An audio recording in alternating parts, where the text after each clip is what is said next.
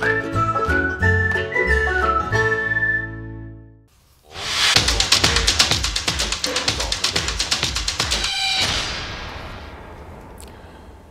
정광훈의 포커스라이트 86번가 정광훈 대표님 모셨습니다. 안녕하십니까? 안녕하세요. 네. 뭐 어제 파월 얘기 안 할 수가 없는데요. 맞아요. 제가 아침에 우리 아나운서님한테 네. 여쭤봤는데 정 대표님은 무슨 얘기를 하는데 이렇게도 얘기하고 저렇게도 얘기하는 두 가지가 있는데 진짜 하고 싶은 얘기가 있으면 먼저 하십니까? 나중에 하십니까? 중요한 얘기를. 자기의 마음속의 얘기를. 진짜. 저는 조금 뒤에 하는 편이기는 합니다. 네. 파월은 그러면 파월은 먼저 했다 이렇게 보는 거죠? 사실 근데 저는 지금 파월 간밤의 반응이나 네. 답변을 보면서 네. 이것은 이제는 좀 과잉으로 흘러가고 있는 것 같다. 그러니까는 연준이 굉장히 중요하고 또 파월의 발언이 중요한 것은 사실이지만 상당히 이것을 보는 그 투자자들이 너무 많이 늘어났고 네, 너무 예민하게 움직일 정도로 사실 별 의미 없이 얘기한 것일 수도 있는데 거기에 대해서 많은 또 의미 부여를 하는 그런 경향도 좀 있었던 게 아닌가 하는 생각도 들긴 합니다. 그냥 참고로 아시겠지만 딱 얘기를 시작할 때부터 몇 분 사이에 2%가 올랐어요. 엄청 튀었어요. 그 다음에 말을 이제 뒷부분으로 가기 시작하면서 2.5%가 빠졌어요. 거기서부터. 네. 그러더니 곰곰이 생각해 보니까 이 사람이 이렇게 한 것 같아요. 그러면서 3%가 올랐어요. 거기서부터. 네. 그리고 나서 0.5 빠져갖고 결국 2에서 끝났거든요. 와, 이게 파월이 막강하긴 한데 왜 이렇게 시장이 민감한 건가요? 네, 사실 기본적으로 뭐 중앙은행이 네. 지난 1년 넘게 시장을 끌어왔다라고 네. 생각을 생각을 하고요. 그렇게 될 수밖에 없는 것은 인플레이션이 너무 높다 보니까 네. 중앙은행이 펼치는 그런 통화 정책이 네. 많은 것을 좌지우지할 수밖에 없었다로 네. 보입니다. 실제로 뭐 좀 유럽의 과거 유명한 투자자 앙드레 코스톨라니가 네. 책에 써둔 것을 보게 되면은 인플레이션은 주가에 어떤 영향을 미치느냐라고 했을 때 네. 인플레이션 그 자체가 미치는 것은 없다. 네. 오로지 그에 대한 정책적 대응 때문에 침체가 야기되고 그리고 이것으로 인해 가지고서 시장이 영향을 받는다라고 이야기를 했으니 사실 그 관점에서 보게 되면 중앙은행이 중요한 것은 사실이다. 예, 그렇게로 보일 수 있을 것 같고요. 다만 이제 제가 볼 때에는 그럼에도 불구하고 그걸 뛰어넘을 정도로 지금은 정말 뜨거울 정도로 다들 중앙은행을 쳐다보고 있는 것 같다. 이게 무슨 공식적인 그런 것도 아니고 이코노미스트 클럽에서 네네. 그냥 물어본 거니까 뭐 사람이 이렇게도 얘기하고 저렇게도 얘기하는 거 글쎄요, 모르겠습니다. 혹시 이건 어떻게 생각하십니까? 예를 들어서 이거 경기 침체를 지금 많이 얘기하잖아요. 인플레이션 있고 경기 침체가 있어요. 두 개 다 나쁘면 이 스태그플레이션 되는 거잖아요. 그러니까 물론 연준이 뭐 선택의 기로에 있다고는 생각이 되지만 연준의 행태에 따라서 사실 경기 침체가 오기도 하고 안 오기, 그러니까 거꾸로 경기 침체를 봐서 연준이 움직이는 것이 아니라 연준이 하는 행동에 따라서 경기 침체가 올 수도 있고 안 올 수도 있는 거 아닙니까? 혹시 그런 생각도 좀 드는데. 네, 그러니까는 지금 연준이 뭐 사실 만능은 아니기 때문에 네. 하다가 보면 정책을 펼칠 때에 실수를 저지르는 경우들도 꽤 있습니다. 예.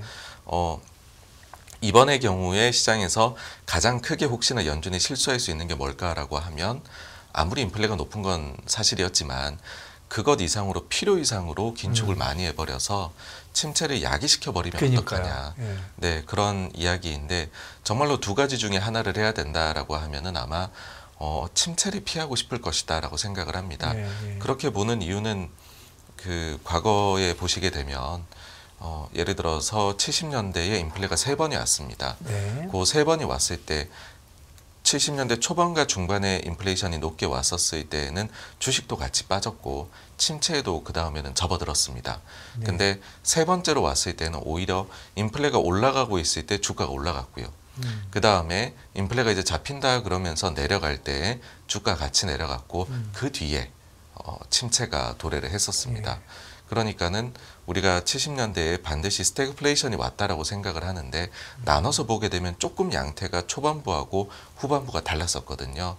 그래서 종합적으로 말씀을 드리면은 인플레하고 침체 중에서는 사실은 침체가 조금 더 아플 수 있다라고 생각을 특히 주식 하고요. 시장에는. 예, 주식시장에는요. 주식시장에는 인플레이션은 좀 되더라도 침체가 안 되면은 괜찮은데, 네. 근데 연준 입장에서는 또 반대일 수도 있나요? 네, 그렇게 해서 경제가 좀 버티는 체력이 있으면 예. 사실은 좀 역설적일 수도 있어요. 예. 그렇게 되면 인플레를 잡기 힘든 것이 아니냐라고도 말씀하실 수 예. 있는데, 근데 그 체력이 있어야 사실 또 인플레하고 싸움을 할 때 연준이 그 긴축을 더해 나갈 수 있는. 네. 그러니까 그런- 연준 입장에서도 경기가 더 중요할 수 있다. 예, 그렇습니다. 예. 그 왜 그런 이야기를 드리냐면 우리가 인플레에 오로지 만약에 수요 요인만이 존재한다라고 하면 아. 침체를 야기하면 정말로 인플레가 바로 잡힐 수도 있습니다.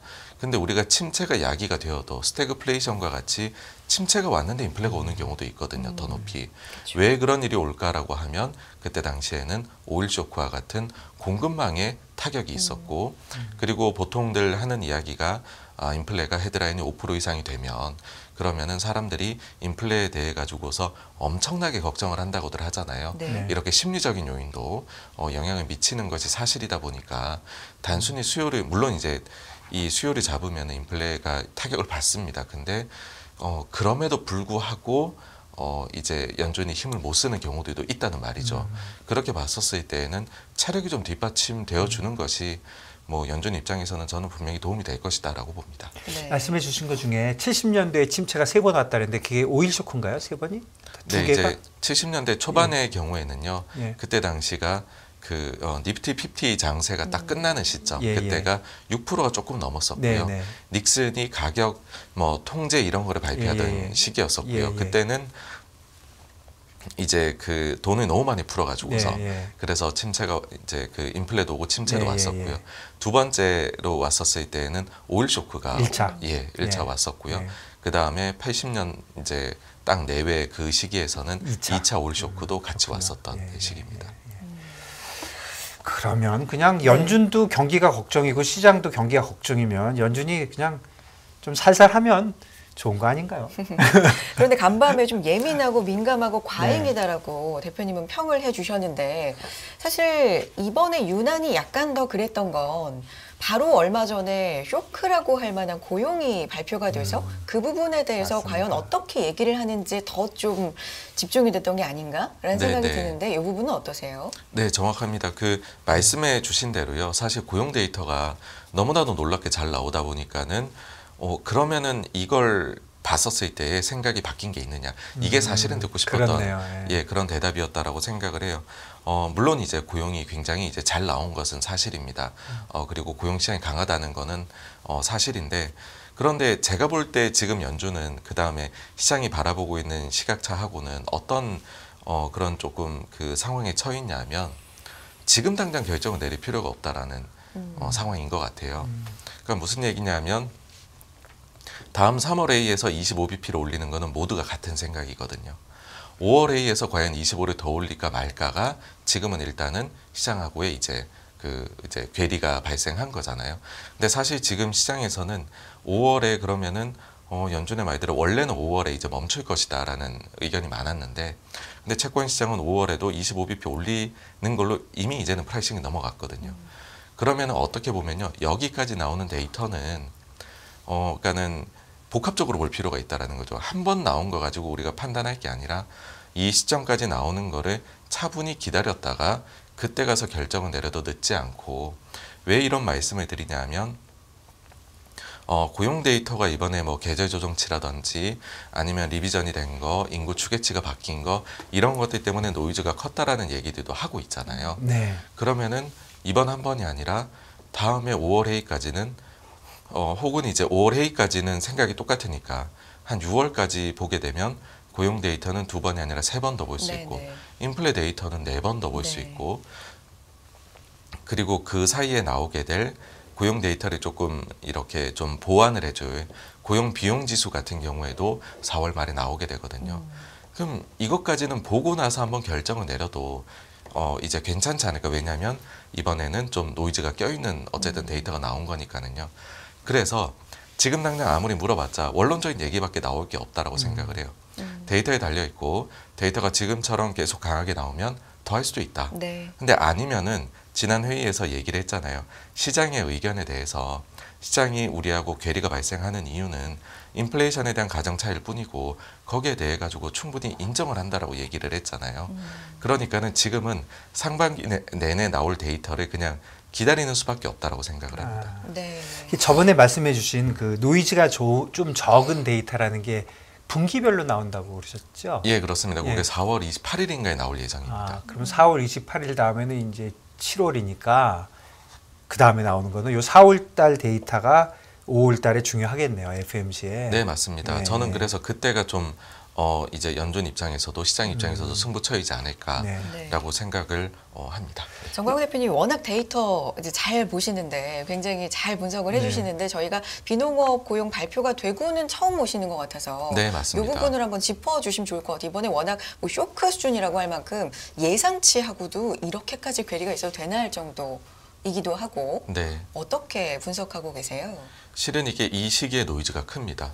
그러니까 1년 전에도 데이터가 발표가 될 때예요. 이번에 보시면은 뭐 이제 18만 얼마 정도로 예상을 했는데 18만 7천인가요? 50만 이상이 나왔지 네. 않습니까? 51만 7천. 그리고 네, 그 전해 같은 경우에 전체적으로 80만 정도가 네. 리비전이 되었고 네. 근데 1년 전으로 돌아가 보게 되면 그때 당시에도 15만을 예상을 했는데 나중에 최종 이제 수정된 것까지 하면 50만 이상이 나왔거든요. 네.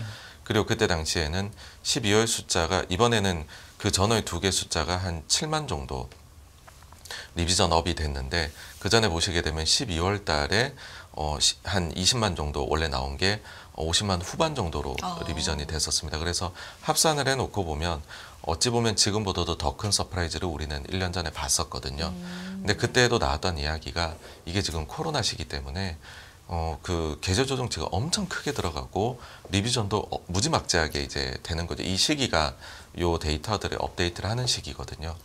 그러다 보니까는 이제 생각이 이게 일단 잘 나온 거는 인정을 하자인데 근데 그만큼 정말 어마무시하게 잘 나온지는 한번 따져보자라는 거고 그러려면 다른 데이터들도 복합적으로 봐야 되니 지금은 사실 이제 임금 상승률이 가장 이슈다 보니까 그게 나오는 1분기 데이터가 나오는 고용 비용 지수까지는 기다려도 괜찮지 않냐라는 생각을 하게 되는 것이죠. 그냥 자세하게 설명해 주셨으니까 예. 우리가 데이터에 관련돼서 공부도 좀 해보면 네.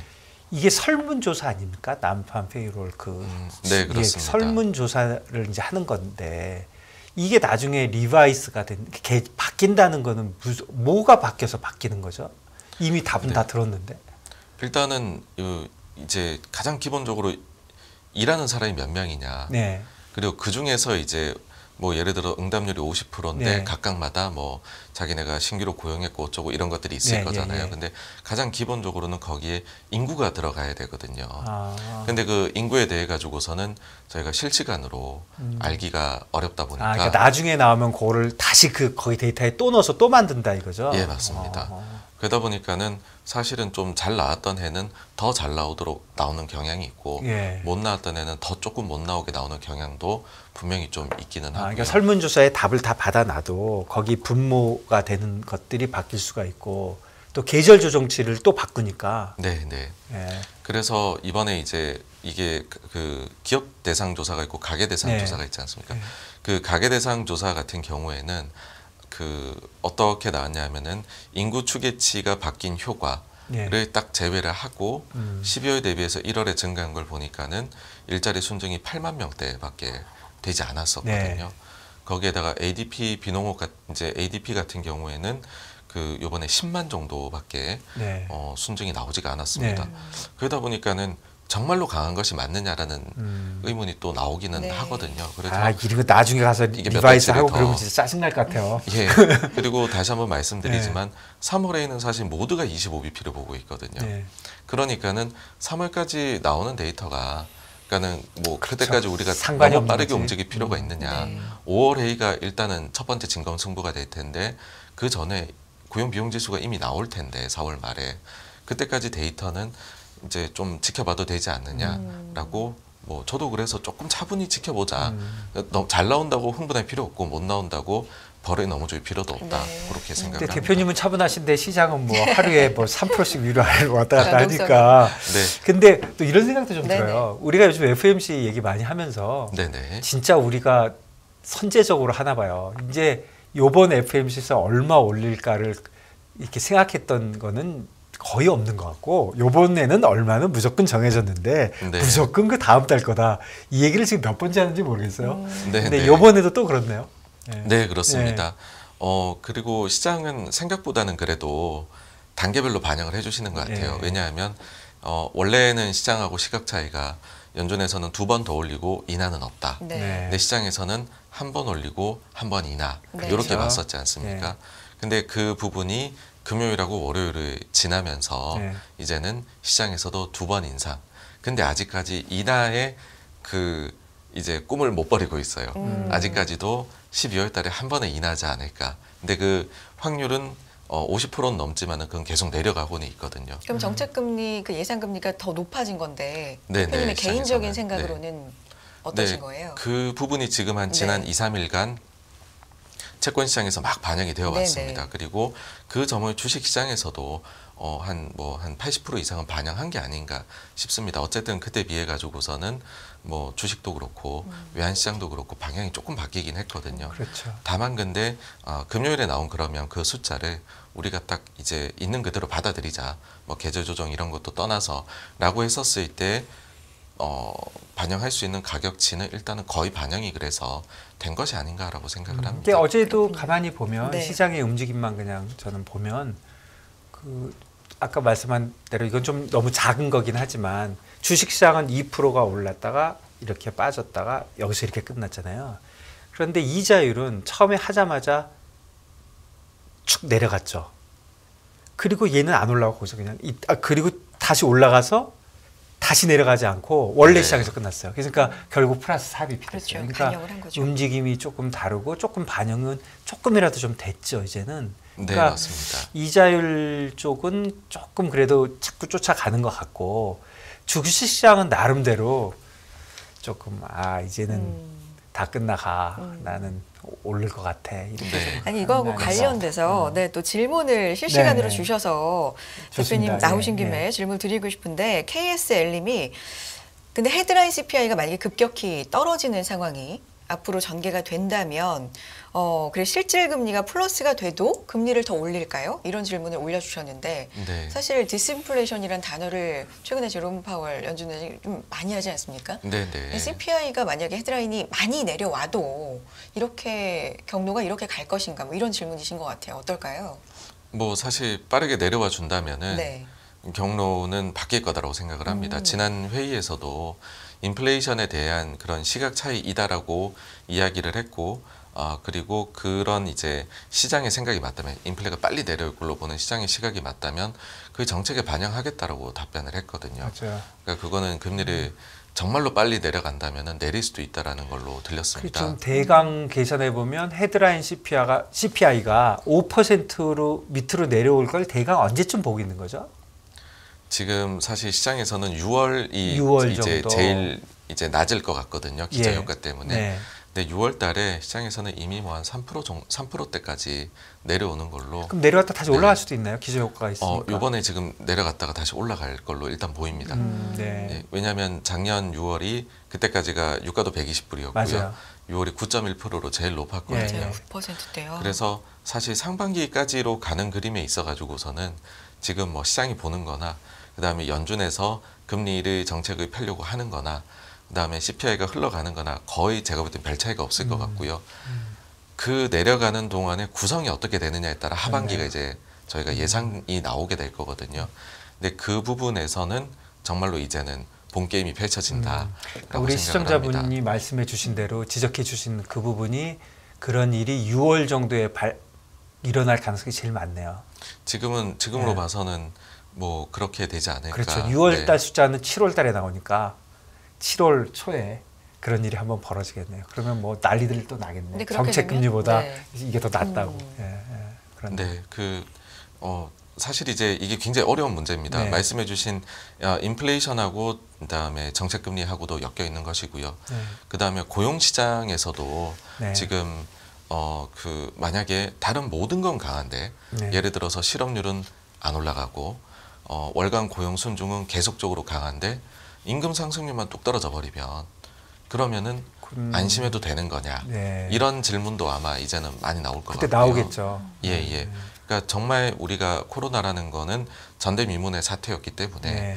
다양한 경로들이 가능성들을 열어놓고서 정말 중구난방으로 얘기를 나누지 않을까 그렇네요. 싶습니다. 그러니까 결국에는 이렇게 헷갈리게 된 가장 큰 이유가 코로나네요. 네, 그렇습니다. 예, 예전하고 다른 경로가 갑자기 일어나 버리니까 뭐 갑자기 미국의 이민자들이 없어지고 은퇴들을 하고 갔다가 안 돌아오고 재택을 하고 이런 일이 벌어지고 나니까 그 이후에 수습되는 과정이 너무 헷갈리는 거죠. 네, 예, 맞습니다. 이해가 없으니까. 네. 네. 그래서 지금 뭐 말도 그렇고 데이터도 그렇고 너무나 헷갈리게 나오는 이 시기에 포커스 라이트니까 빛과 방향을 좀 잡아주세요. 네. 뭘 봐야 됩니까 지금? 그래서 지금은 데이터가 나올 때 어쨌든 조금 잘 나올 수도 있고 못 나올 수도 있습니다. 근데 네.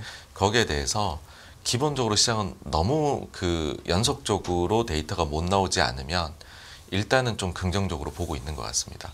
네. 그러니까 그리고 긍정적인 시각을 가지만 하다라는 것은 일단 전체적으로 한번 차트라든지 이런 투심 자체는 조금 돌아섰다 생각을 하고요. 뭐 예를 들면은 펀드 매니저들 조사나 이런 거에서도 현금 비중이 조금씩 내려오고 있거든요.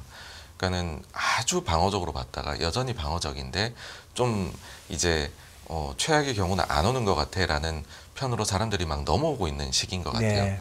그러니까 그럴 때는 사실은 대기 자금들이 있기 때문에 이게 쉽사리 이 심리가 다시 꺾여 내려가기는 어렵다라는 그렇죠. 거고요. 네. 또 한 가지가 뭐 실적 시즌이 굉장히 험악할 것으로 생각들 했는데 그 정도까지는 안 나오고 있거든요. 그러다 보니까는 일단은 데이터가 좀 잘 나오기를 기다리고 있는 거죠. 딱 1년 반 전하고는 정확히 반대인 거죠. 그때에는 데이터가 계속 잘 나오고 있는데 이게 피크일까 하면서 어찌 보면은 실수하기를 계속 기다리고 있었거든요. 근데 지금은 이제는 좋아지겠지 하면서 데이터가 더 잘 나오기를 좀 기다려주고 있는 조금 약간의 시장의 참을성을 가지고 그런 심리가 형성돼 있다고 생각을 합니다. 그래서 데이터들이 조금 몇 차례 못 나오더라도 시장은 그거를 조금 인정하면서 지금 가는 게 아닐까라는 그런 생각이 들어서 일단은 좀 계속해서 긍정적으로 볼 필요가 있지 않을까라고 예, 생각을 그러면 합니다. 이런 고용 관련된 이런 뭐 또 인플레이션 관련된 데이터들도 있지만 지금 실적 관련된 데이터들도 많이 나왔는데 이제 일단은 한번 마무리가 된 건가요? 이제는? 네, 이제는 네. 뭐 반환점을 돌았고요. 근데 네. 그 실적이 어닝 서프라이즈 나온 비율이나 네. 뭐 이런 것들이 과거 10년 대비해서는 좀 낮습니다. 네. 그렇기는 하지만은 어쨌든 서프라이즈를 더 많은 기업이 내고 있고 그 다음에 상회 폭 자체도 플러스 구간에 있거든요. 네. 그래서 최근에는 보면은 미국이 뭐 아주 초기 단계이기는 하지만은 그 23년도하고 24년도 이익 예상치가 계속 떨어지다가 지금 옆으로 기고 있습니다.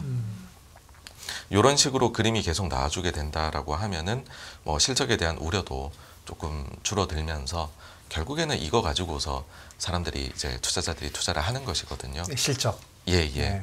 그래서 너무 험악하게 안 나오는 그 그림도 기저에서는 시장을 지금 떠받치고 있다. 그렇게 봅니다. 예, 아직 뭐 좀 남긴 했지만 이제까지 보면은 그 몇 개가 서프라이즈고 몇 개가 뭐 서프라이즈가 아니다 이런 것도 중요하지만 제가 언뜻 어디서 보니까 원래 예상은 뭐 이익률이 3.5%좀 떨어질 것 같았는데 실제로 뭐 2.8이 떨어졌다는 등 뭐 그런 얘기도 나오는데 네. 그런 거를 사실 더 봐야 되는 거 아닌가요? 그냥 단순한 개수보다는.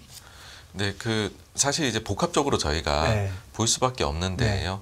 근데 그렇게 했었을 때 제 생각에는 네. 어쨌든 과거하고 가장 좀 사람들이 많이 보고 있는 네. 것이 서프라이즈를 과연 내느냐, 네. 얼마나 내느냐, 그 폭은 얼마냐. 이게 이제 그렇군요. 역사적인 곡에 있다 보니까 아직도 그쪽을 많이 봐야 된다. 네, 그렇습니다.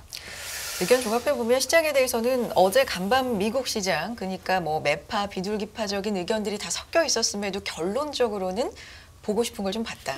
듣고 싶은 걸 들었다. 그래서 시장은 사실 올라가고 파월도 싶다. 네. 네. 사실은 저는 이런 생각이 들어요. 어저께가 너무너무 좋은 찬스였거든요. 그거 봐.